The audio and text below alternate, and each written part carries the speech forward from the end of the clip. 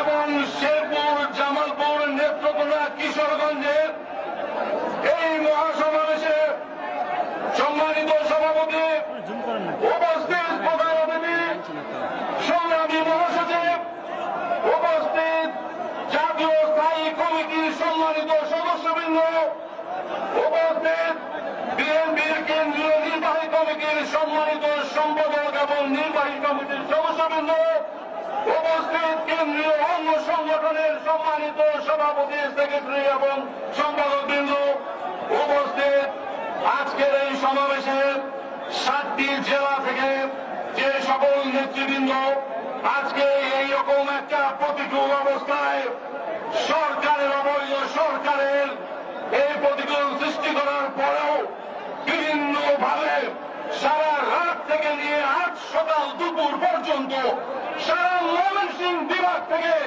আপনারা যারা আসছেন সবাইকে স্যালুট।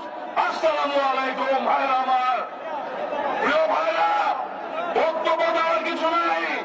এই প্রধানমন্ত্রী গত পরশুদিন বলেছে যে সাবধান, বলেছে কি যে অযোগ্য যেন কেউ না হিসাব হয়, সেই জন্য সবাই সজাগ থাকার জন্য। ভাইরা আমার, আমরা জিজ্ঞাসা করতে চাই এই প্রধানমন্ত্রীকে, আপনার যোগ্যতা এবং বৈধতা, আপনার তো ক্ষমতাই নাই, আপনি কেন ক্ষমতায়?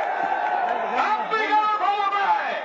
আপনি 2008 আসছেন অবৈধভাবে, আপনি 2014 আসছেন অবৈধভাবে, আপনি 2018 আসছেন সারা বাংলাদেশকে অন্ধকারে রেখে, রাতের অন্ধকারে।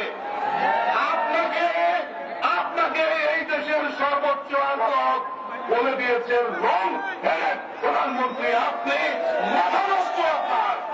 আপনাকে তাই বলতে চাই, এই দেশ আপনার ভার আর নিতে পারছে না।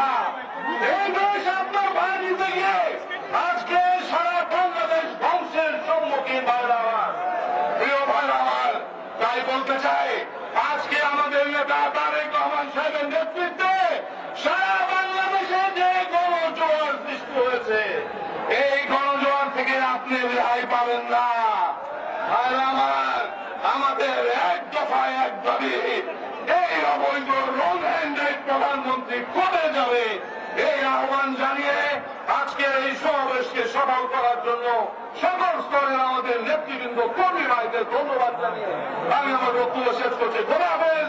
বাংলাদেশ জিন্দাবাদ, বাংলাদেশ জাতীয়তাবাদী দল জিন্দাবাদ, বেগম খালেদা জিয়া জিন্দাবাদ, আমাদের আগামী দিনের রাষ্ট্রনায়ক তারেক রহমান জিন্দাবাদ। সবাইকে ধন্যবাদ। আসসালামু আলাইকুম।